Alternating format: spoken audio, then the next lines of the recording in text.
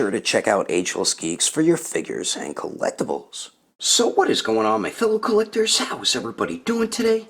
Daredevil19 here, and today we're going to be taking a look at my custom SH Figuarts Battle Damage Super Saiyan BARDOCK by Ferrytale Customs. So let's get into it right away and take a closer detailed look at this awesomeness. And real quickly, just wanted to mention that he does include a box with whatever custom you're getting done with him, and something I do greatly appreciate is, say when you get a new figure, there is pieces of plastic like in between the joints to avoid paint rub. He does that as well, so I definitely do appreciate him doing that. Alrighty, taking a closer detailed look at this masterpiece here, and Ferrytale Customs really is one of the top dogs when it comes to making custom figures, mainly Dragon Ball figures, because that's what he mainly does do. He does do other stuff, but his main stuff, of course, is Dragon Ball figures, and he just does outstanding work. I can't be any more impressed with his sculpt work and his paint work. He does beautiful, clean paint. His sculpting is just spot on, and this is just a beautifully made figure. The only issue is, I know his stuff is really high in demand, so he gets extremely backed up, so the only thing that does suck about getting a custom from him is it does take a very, very long time, but truthfully, I feel like it is definitely worth the wait. You get a little annoyed waiting that long, but once you get the figure, you can't be any more happy with how it turned out. You could tell there is definitely quality all throughout the piece that you asked him to commission for you. He really does outstanding work. Now, the hair sculpt here is the Super Saiyan Rose hair sculpt from Goku Black, and he did repaint it, of course, Super Saiyan. I love the shading that he added all throughout. It kind of looks like the same color as like the new 2.0 Super Saiyan Vegeta and maybe like the Awakened Warrior Goku, so I think he did match it with that. One of my favorite parts is the bandana and the way he did it. It looks great on the face, but I love what he did on the back. He put in a tiny little ball peg, and he put a little peg hole on the bandana tie, so you can articulate it around. You just have to peg it in. That is such a smart idea by Ferrytale Customs right there. He even added shading on the back of the hair as well, and the tie and everything looks fantastic. That looks awesome, man. And then the face here, he actually did sculpt in the scar, which I didn't get with my other BARDOCK custom from the original customizer, so really like that he did sculpt and of course paint the scar on there. He did repaint the eyebrows as well. Now for the torso here, as you can see on the neck and wherever you can see the skin tone, he did add shading, as you can see, which looks great, and he did resculpt the armor here, which I am definitely impressed with, and of course it is battle damage, so it is a little broken. I do remember asking him to add some blood on BARDOCK, which I don't see that he added on there, so I mean, I could definitely live without it because the figure just looks awesome, but definitely would have liked if he added the blood on there. But the shading, like I said, looks great on the skin tone. The crack on the Saiyan armor looks great. I love the shading on the green. That just looks beautiful, and you can see like scratches and everything all throughout his armor, on the black part, on the green part and everything, even up on the strap going across the shoulder right there. And I love the darker paint that he added in the lines on the green part on the Saiyan armor, and it's just clean, crisp paintwork all throughout the Saiyan armor. Really excellent job by this dude, man. He really does fantastic work. And then you do see some shading on the back on the skin tone as well. You see some more battle damage on the armor, and then the arms have some shading, as you can see right there. And you can see his wristbands. Usually BARDOCK's wristbands do go up to his hand, but this one is battle damage. It's kind of ripped off a little bit up around the forearm and on the hand as well. This one has the full wristband on it. It is battle damaged as well, and he did beautiful sculpt and paintwork on the wristbands also. And then we do get the Saiyan armor pieces that cover the legs, and these are a bit loose, like they won't hold a pose. I think he sculpts these himself and adds them in there. Would have been cool if you could hold the pose, but I mean, it's really not that big of a deal because it's not going to hinder leg articulation or anything like that. But this looks great, the little battle damage on the bottom right there. The paint looks crisp on it. This one looks great too. Really awesome work by Ferrytale Customs, man. And he did add some more sculpt work on the legs. As you can see, he did make them a bit bigger compared to the regular Trunks legs, which I will show you in a little bit, but you can see it is battle damage. There is beautiful shading all throughout it. You can see like little scratch marks and stuff all throughout the pants. It is torn from the knee down to the leg warmer. This one's torn a little bit on this side. And he did add shading on the skin tone as well, even on the knee joints also. But I love the sculpt detail on that. And we do get the leg warmers here, which are sculpted, and these turned out beautiful. You can see there's shading all throughout it, the battle damage and everything. Excellent work, man. And then, of course, we do get the BARDOCK boots here, which have a little battle damage on it right there, unless that's a bit of a paint issue. I mean, it could pass as battle damage, though. And the bottom, he did paint them as well, but overall, Ferrytale Customs really did an outstanding job with this custom battle damage BARDOCK, and I definitely cannot be any more happy with how awesome this turned out. But anyway, let's continue on. And here are the three main figures that Ferrytale Customs did use to make this BARDOCK right here, plus the Super Saiyan Rose hair sculpt as well. As you can see, the Trunks legs, he did re-sculpt, which was something I really wanted to show you right here, how you can see his legs are much bigger compared to Trunks there, but I think most of it is the Awakened Warrior. Goku, of course, but I mean, this looks better than an SH Figuarts figure. I mean, these really have no shading, and he puts shading all throughout it. He really does take a doo-doo all over SH Figuarts, to tell you the truth, but he made a fantastic figure, combining all three of these figures and adding some sculpt work and, of course, his custom paintwork. And for anybody who wants to see a side-by-side comparison of both my custom BARDOCK figures, on the left we do have the one by Ferrytale Customs, and on the right we do have the one that was fixed up and pretty much just repainted by CGI Customs. He is doing another one right now where he's adding sculpt work onto the leg warmers, onto the headband, and on the wristbands as well, and that one does look a lot better compared to this one. This one he just pretty much fixed up for me because it was a hot mess when I first got it, but both the customs are great. If I had to choose, sorry CGI, but definitely Ferrytale Customs is my favorite out of the two, but they are both great figures. I think I'm going to have CGI Customs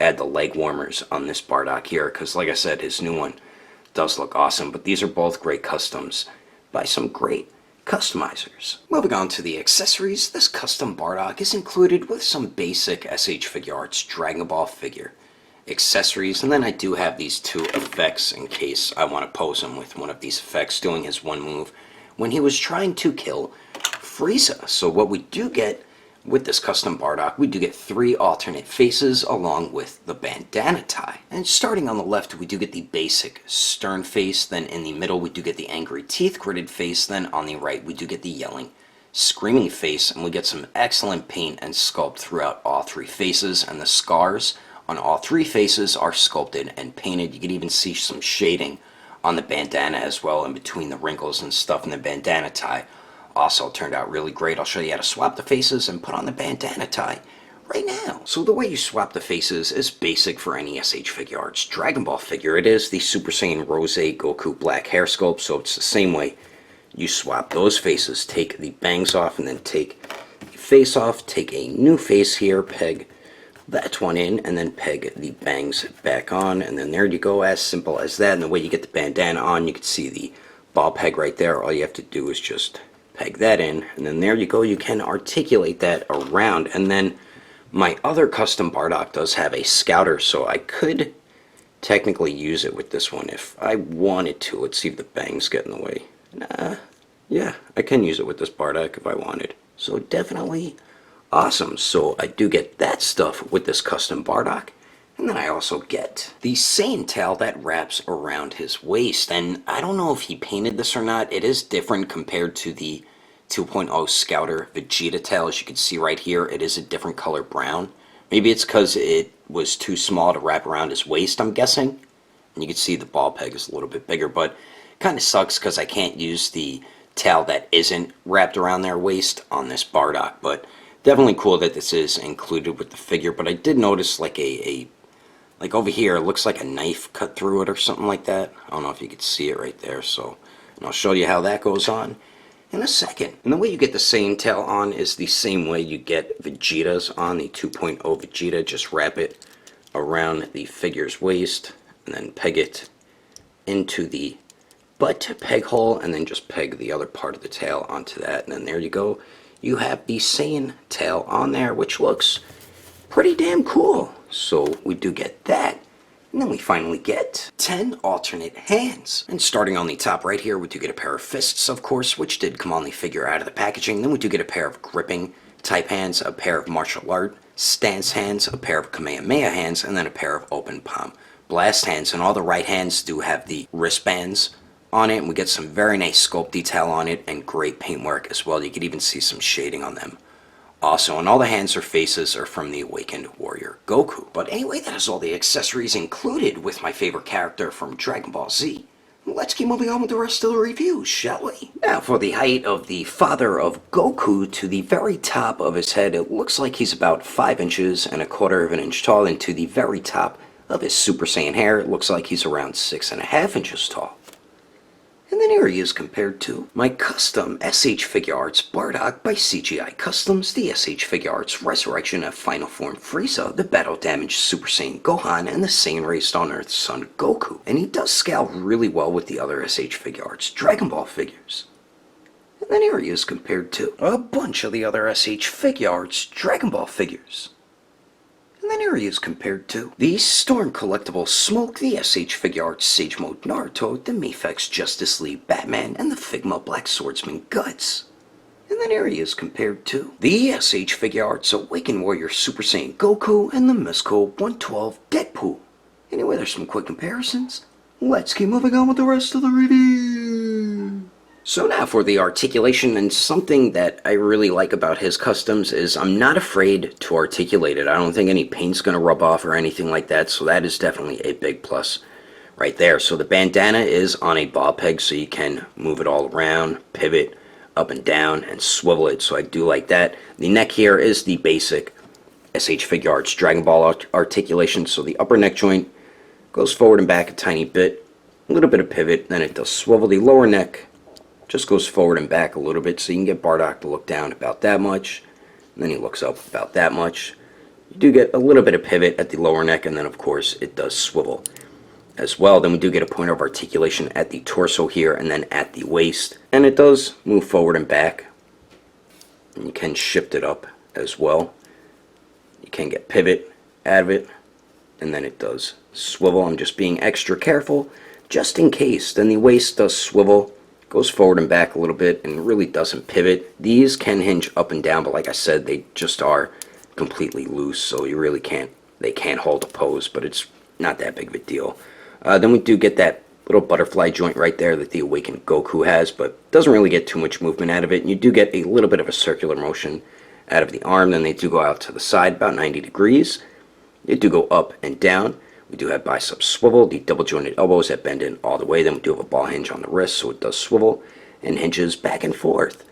Now the legs here, you can get it higher than that, but I'm not going to force it anymore, so a little shy than 90, goes back a tiny bit, and then kicking out to the side, about 45 degrees, not too much. Then you do get the swivel at the upper thigh. You do have the double jointed knees that bend back pretty much all the way. And then for the ankles, they do swivel. They will get hindered by the leg warmer. They do go up a pretty good amount actually, and then down pretty well. And then you do get that ankle pivot, which are the Trunks legs, I believe. That's what it feels like. Not my favorite ankle joints for SH Figuarts. Then we do have the toe hinge. So overall, it does have the SH Figuarts Dragon Ball articulation. I'm going to be able to get him into some pretty damn good Bardock-like poses, and I'm about to show you some of those poses shortly. But anyway, that is my review of the custom SH Figuarts Battle Damage Super Saiyan Bardock by Ferrytale Customs. Hope you enjoyed it. If I had to rate this figure between a 1 through 10, I definitely have to give it an even 9. If you would like to know the price and where to get a custom Bardock from Ferrytale Customs, this one cost me $400, but that's because I included all the figures and sent them to him, and then I did let him keep the leftover pieces, so it gave me a little bit of a discount, giving him the leftover parts from the other figures. And I believe if you don't include any other figures, it's around $600. Not 100% sure about that, but that's what people keep telling me. And I did contact him through Instagram, which is Ferrytale_Customs, or you can contact him on his email, which I believe is on his Instagram. It should pop up on the screen, and you probably can contact him on his Facebook page as well. And if you would like to support the channel, don't forget to subscribe and click on that notification bell. And if you liked it, feel free to give it a thumbs up. If you didn't like it, oh well, I guess you didn't like it. But thanks for watching. I will see you later.